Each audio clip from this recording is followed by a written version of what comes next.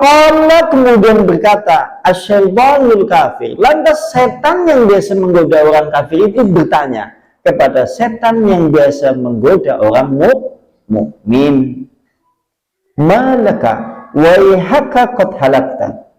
Wahai setan yang biasa menggoda orang mukmin, kenapa kemudian kau kelihatan kurus?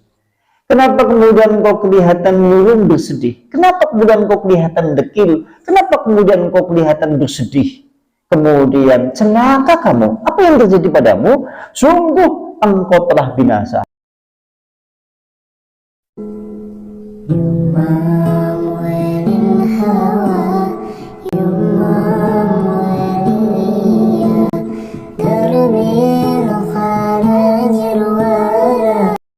Nah, lantas kemudian berikutnya.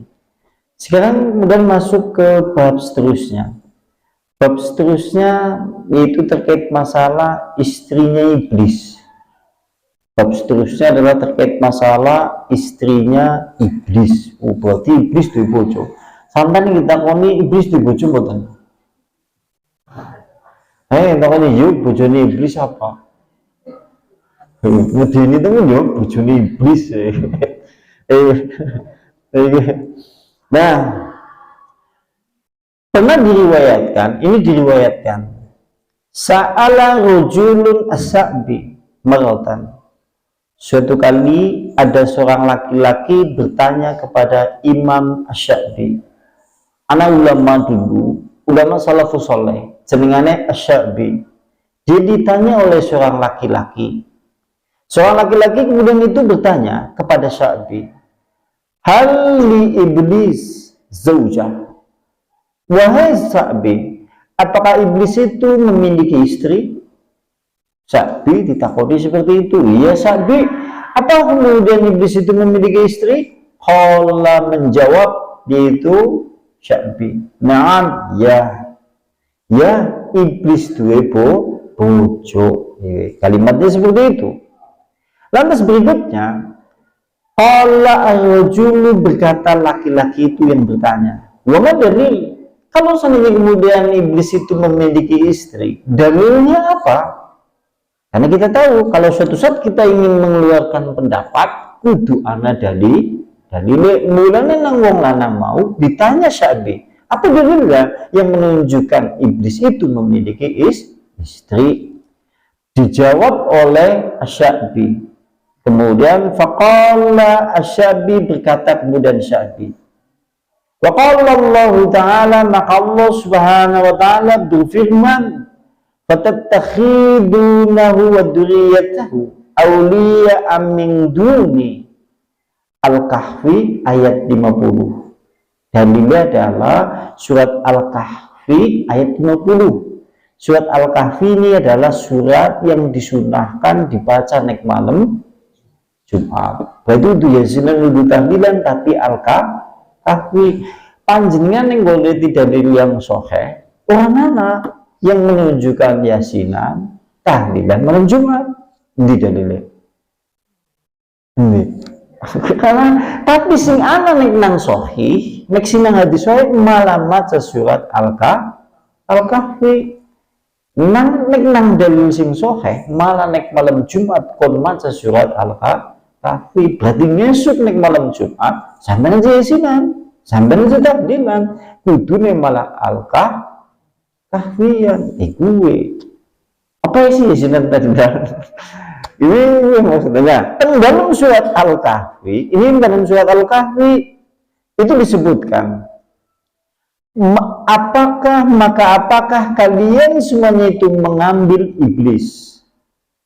Maka apakah kalian semuanya itu mengambil iblis dan anak keturunannya sebagai pelindung dari selainku?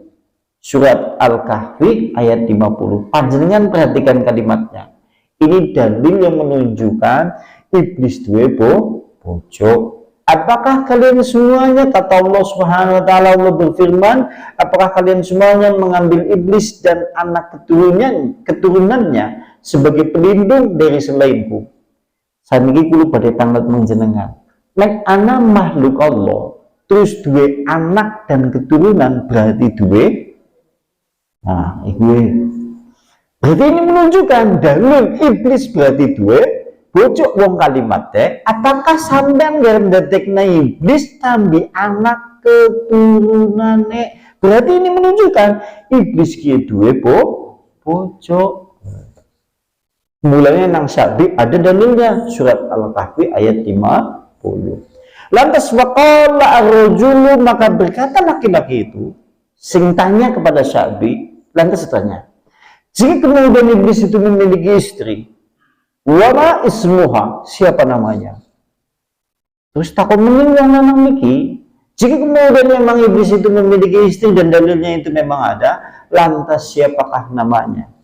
Lantas kemudian faqala asy-Sya'bi, berkata Sya'bi sambil dia tersenyum, baka al-mulus mahadarnahu, itulah yang aku tidak tahu, karena sesungguhnya aku tidak hadir tatkala acara pernikahan iblis dengan istrinya. Ayo jawab Sya'bi, gue sing ora ngerti, soalnya ora diundang nang pengantenane iblis. Pinter nih jawab ya.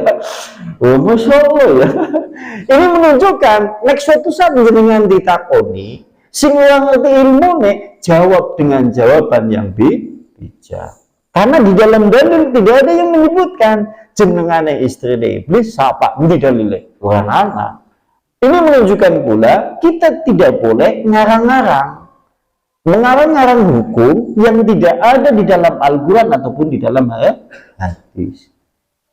Aja kayak nang zaman siki banyak kemudian kalangan-kalangan tertentu yang kadang-kadang mereka membuat-buat dalil yang pada dasarnya tidak disebutkan di dalam Al-Quran dan Sunnah Rasulullah Sallallahu Alaihi Wasallam. Insya Allah ya. Berarti next sampean yang sudah ditakoni gue jawabnya. Insya Allah ya. Nah, sekarang men rampung esok kembali lagi ke pengajian tauhid. Kita kan gue fresh, men gue adem-adem mati gitu. Men sampean was pameng Dan berikutnya sekarang kayak gini. Sekarang adalah yaitu bab yang menyebutkan terkait masalah setan kurus kambi setan gemuk. Niki wis asal mula iblis, kemudian bojone iblis wis. Sekarang setan kurus kambi setan gemuk. Waqala Abdullah bin Mas'ud, berkata Abdullah bin Mas'ud. Kata Abdullah bin Mas'ud, inna syaitanal mu'min yalqa syaitanal kafir. Sesungguhnya setan yang biasa menggoda orang beriman bertemu dengan setan yang biasa menggoda orang kafir. Menurut Abdullah bin Mas'ud, dia berkata, sesungguhnya setan yang biasa menggoda orang beriman bertemu dengan setan yang biasa menggoda orang kafir. Faya Rasulullah al-mu'min syahiban aghbara mahzulan. Akan tetapi setan yang biasa menggoda orang mukmin itu nampak setannya itu kurus, pucat pasi, sedih, murung, dan kemudian dekil, dan juga kurus. Nah terus, tapi setan orang kafir itu melihat setan yang biasa menggoda orang mukmin, setan yang ngone orang mukmin, ke setannya gering, setannya kurus. Tapi itu aku ya. Setannya kurus, pucat, galau mening, dekil mening. Wah, ayo gue, Masya Allah ya. Aduh. Lantas, seperti itu faqala kemudian berkata asyaitanul kafir. Lantas setan yang biasa menggoda orang kafir itu bertanya kepada setan yang biasa menggoda orang mukmin, malaka waihaka qad halakta. Wahai setan yang biasa menggoda orang mukmin, kenapa kemudian kau kelihatan kurus? Kenapa kemudian kau kelihatan murung bersedih? Kenapa kemudian kau kelihatan dekil? Kenapa kemudian kau kelihatan bersedih? Kemudian celaka kamu. Apa yang terjadi padamu? Sungguh engkau telah binasa. Perkataan setan yang biasa menggoda orang kafir. Terus dijawab nang setan yang kurus yang biasa menggoda orang mukmin. Fayaqulu syaitanul mu'min, maka berkata setan yang biasa menggoda orang mukmin yang kurus itu, la wallahi, tidak demi Allah, ma asil ma'ahu ila syai', maka sungguh aku setan yang terbiasa menggoda orang mukmin itu, aku tatkala mengikuti dan menggoda dia maka tidak mendapatkan apa-apa.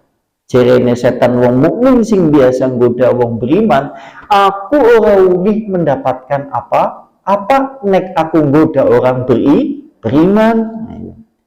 Idza tangima dzakaros mallahi, tatkala orang beriman itu makan dia menyebut Allah. Wa idza syariba dzakaros mallahi, tatkala orang beriman itu minum dia kemudian menyebut asma Allah. Wa idza nama, tatkala dia tidur dzakaros mallahi, dia ingat kepada Allah. Wa idza dakhala baitahu, dan tatkala ia masuk ke rumahnya ia ingat kepada Allah, sehingga aku tidak mendapatkan apa-apa. Nek wong beriman mangan kan menyebut asma Allah, setane ora melu mangan wong nyebut asma Allah. Kalau kemudian orang beriman kemudian minum, dia menyebut asma Allah, bismillah, akhirnya setane ora melu ngombe, berdasarkan hadis nanti. Kalau kemudian orang beriman tidur, dia berdoa kepada Allah, setan sehingga orang melu istirahat, mulanya tadi keringan orang anak vitamin. Nah terus kalau pada tangkon, setan sing biasa goda sampean, kira-kira lemu apa kering? Setan biasa goda sampean, kira-kira kering apa lemu? Aduh, iya.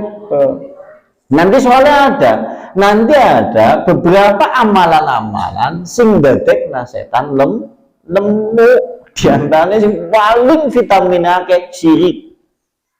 Sing mengenal setan ki lemune jibur-jibur ki diantaranya syirik yang dilakukan oleh manusia. Nek syirik carane jamuan makan sing paling enak bose setan, mulane setane lemune ora ending. Nah kira-kira setane dewek biasa goda dewek ki lemu apa kering? Sedeng. Nek dewek ini sedeng ini sing pas ya, nuju-nuju kering, nuju-nuju seperti itu. Lantas fayaqulul akhar, maka berkata setan yang biasa menggoda orang kafir, lakini akan tetapi aku setan yang biasa menggoda orang kafir, kata dia, aku min ta'ami, aku makan bersama dia tatkala makan. Setan yang biasa menggoda orang kafir kemudian berkata, aku makan tatkala kemudian dia mau makan. Setan melu mangan. Kemudian wa asrabu min sarabih, dan kemudian aku minum tatkala kemudian dia minum.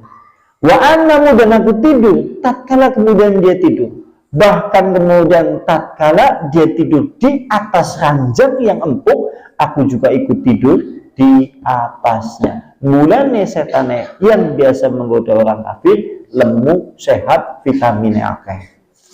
Mangane wareg, ngombene wareg, turune melu nang kasur empuk. Kayak cara bahasanya. Nah, sekarang seperti ini.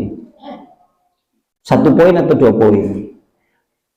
Al-ahwalu, beberapa hal yang biasa atau yang menjadikan setan itu gemuk. Siki beberapa hal sing detekna setan gemuk. Iblis terus kemudian membanggakan kepada setan itu. Di antaranya yang pertama adalah yang pertama adalah asyirku billah, syirik kepada Allah Subhanahu wa taala. Berarti sing paling detekna kulo panjenengan sedaya marekna lemuk setane ki di antaranya adalah syirik. Kenapa syirik? Karena syirik adalah dosa yang paling besar. Karena makanannya setan adalah dosa-dosa yang dilakukan oleh manusia. Mulanya syirik ki sing marekna lemu banget. Mulanya jomongna sing jenengane syirik cilik, dosanya lebih gede daripada dosa. Caranya nek sandene kita berbuat syirik, carane setan lagi berpesta pora, makan lezat, makan enak. Mulai biasanya perkara syirik itu senantiasa banyak yang melakukannya tanpa kemudian manusia menyadari itu adalah syirik. Bahkan disebutkan di dalam Al-Quran, wa zayyana lahumus syaitan, dan sungguh setan menghias-hiasi perbuatan-perbuatan mereka. Yang lebih parah, mereka kemudian berbuat syirik, menyangka itu di atas petunjuk. Sim pertama, sim makna lembuban syirik. Yang kedua adalah yaitu al-bid'atu, bid'ah. Sing kedua ki perbuatan bid'ah. Semanane wis pernah nyinggung masalah gue. Apa yang dimaksud dengan bid'ah? Panjenengan wis pernah ngerti. Bid'ah kuwi segala sesuatu sing ora ana contone kan Nabi, Al-Qur'an ataupun hadis. Terus dilakoni nang menungsa ki jenengane bid'ah. Kenapa kemudian ini menjadi makanan yang menggemukkan setan? Karena kita tahu setan itu disebutkan di dalam perkataan ulama. Sesungguhnya iblis dan setan itu sangat mencintai ahlul bid'ah. Setan kambi iblis ki demen banget kambi wong ahlul bid'ah dibandingkan yaitu ahli maksiat. Mengapa alasannya seperti itu? Karena nek ahli maksiat dia berjudi, dia mabok, dia kemudian melakukan mencuri, dia tahu perbuatan yang ia lakukan adalah negatif dan jelek. Sampean sokane menangnya na wong giyu-giyu, apa mending nek giyu-giyu nek kalah, dheweke ngerti, oh iya ya janjane dosa iki lah, wis duwite njot ngene bojone kalah maning iki dosa menek nganti 3 dina wengi, dheweke ngerti nek itu adalah perbuatan jelek giyu-giyu nih, karena dia adalah maksiat. Tapi nek ahlul bid'ah, orang yang melakukannya maka tidak tahu itu kalau suatu saat adalah sesuatu yang tersesat, bahkan menyangka itu di atas petunjuk. Mulane perbuatan bid'ah banget didemeni nang setan. Naudzubillah summa naudzubillah.